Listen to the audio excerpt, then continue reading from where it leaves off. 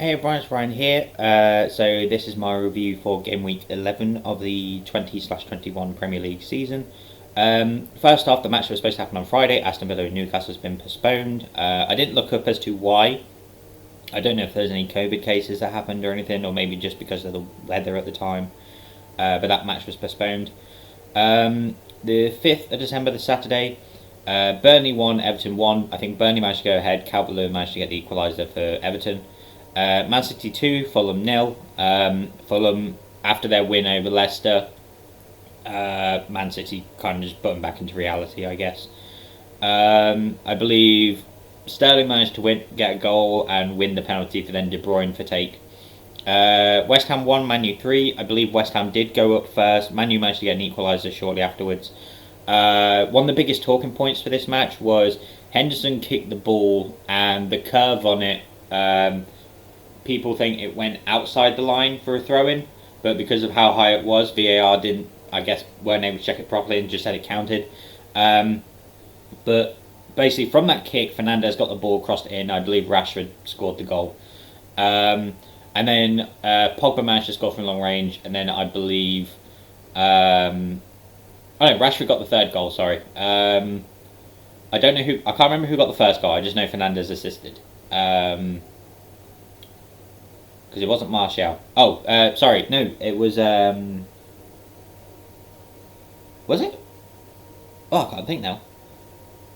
I swear Mata scored... No, Mata assisted Rashford. Because Greenwood got the second one, Rashford got the third one. And... I'll tell you what, because I'm on my phone, I can just check. Oh no, Pogba got the first one, actually. Okay. I thought Pogba's... Oh, he must have crossed it. I thought he crossed it to inside the box, so I confused myself. There's the benefit of now actually being able to use my phone to check results rather than the laptop and upload on my phone. So, the next match, Chelsea 3, Leeds 1. Chelsea's clean sheet streak is over. I think Giroud managed to get a goal for Chelsea. Werner somehow stopped Giroud from scoring. I guess he wanted to tap it himself and he kind of just messed it up. Werner did manage to assist at the end. The clean sheet could have been kept, but for some reason Mendy was really far off his line and Bamford managed to get around him and score that way. Sunday, West Brom 1, Crystal Palace 5. I remember waking up and seeing it was 1-1 at about half time. And then when I woke up again later, it was, next thing you know, it was 5-1. So Crystal Palace definitely did quite well against West Brom there. Basically, a West Brom player got sent off, and I think that sort of just turned it around for them in the second half. Sheffield United 1, Leicester 2. I actually went to see family to watch this with them. So Leicester did score early on. I can't remember who scored. I think Perez scored. And then 2 minutes later, McBurney scored for Sheffield United. Majority of the game, especially in the second half, Leicester were on the attack, just not finishing at all. It was a very frustrating match to watch. And then Vardy managed to, last minute, get clear on goal and actually score in the last minute. And his celebration was, normally he hits the post and normally it bounces off, but this one just shattered. And I saw some people joke about it, but then unfortunately nowadays there are people that sort of take it seriously, and obviously with social media and stuff, you can't translate sarcasm from from seriousness. But someone went, isn't it funny how the second they put the rainbow thing for LGBTQT on the flags, and then Vardy just completely smashes it, whereas he didn't before. It's I'm sure he's there's been occasions where he has smashed a pole before, and again, it was just a celebration. There's nothing against, but unfortunately there are some people that comment, how dare you say something like blah, blah, blah, and all that nonsense. Next match was the London Derby, Tottenham 2, Arsenal 0. Great goal by Son, the very first goal. I remember our family is an Arsenal fan, that he had to applaud the Son goal just because of how good it was. Kane then getting second. It's a Son and Kane combo again. I believe Kane's now got the record for most London Derby goals with 11. But yeah, the story for this one mainly is for the first goal, Partey literally limped off the pitch, slightly injured, and didn't bother chasing back. Arteta had to push him onto the pitch to tell him to go after the ball. But even then, he was like a long way away from it. And then, yeah, there were several times where Arsenal should have got something going on, but they just didn't time their passes well. They kept passing behind the player that was in the box.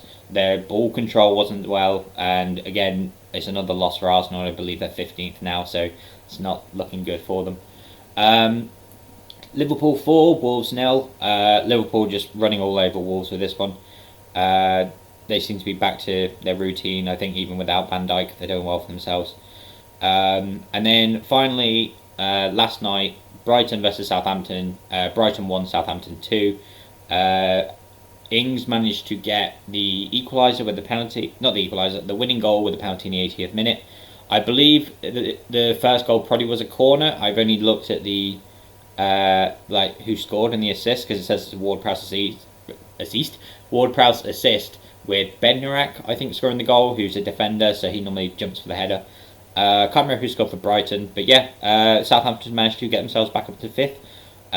Maybe they'll stay around there, who knows. Like yesterday, it looked mostly normal for the table. So, as we go on to the standings, Tottenham and Liverpool both have 24 points, but Tottenham are ahead on goal difference. Chelsea are 3rd with 22 points. Leicester are 4th with 21. Southampton are 5th with 20. Man United are 6th with 19. Man City are 7th with 18. I start thinking a second for a head, because you know how people have been complaining with Ollie being in charge of Man U and they've not been doing very well because they were in the bottom half. They're actually now 6th. It's one of those things where one result pushes a team so far up. Like Man City were like 14th before today, and they were probably like 13th I think before today, and they're now actually like up, like further up. West Ham at 8th with 17, Everton at 9th with 17, Wolves at 10th with 17, Crystal Palace are 11th with 16, Aston Villa at 12th with 15, Newcastle 13th with 14, Leeds are 14th with 14, Arsenal down in 15th with 13, Brighton are 16th with 10. This is sort of where the gap starts to go off. Fulham are 17th with 7, Burnley are 18th with 6, West Brom are 19th with 6, and then Sheffield United, after 11 games, still only have 1 point, and at the bottom of the table, I think they might be the favourites to be relegated. But yeah, again, it's amazing to see that the difference between it's starting to clear out a bit now, but like before, like in the weekend before, the difference between the top half, like the top of the table and 10th was like 3 points. It's now like the biggest difference that you can make is the difference from 3rd to 7th is 4 points. 3rd to 14th is 8 points. So a few games could definitely change everything. But yeah, some games, more goals. I believe from looking at that, every team at least scored. I don't think there's a 0-0 draw this weekend, which was actually quite nice. So let me just load it back up again. I did kind of close it down. That's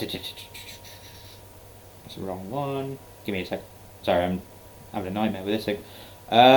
So results. Yeah, I don't believe there was a 0-0. I think there was at least a goal in each one. Yeah. So 1-1, 2-0, 3-1, 3-1, 5-1, 2-1, 2-0, 4-0, 2-1. The only one that didn't happen was Newcastle and Aston Villa, so we'll see what happens then. But yeah, that's pretty much the review for Game Week 11 of the Premier League. Looking forward to Game Week 12, seeing who does well then. Like I said, we've got a few months left of Premier League football before it goes back to internationals.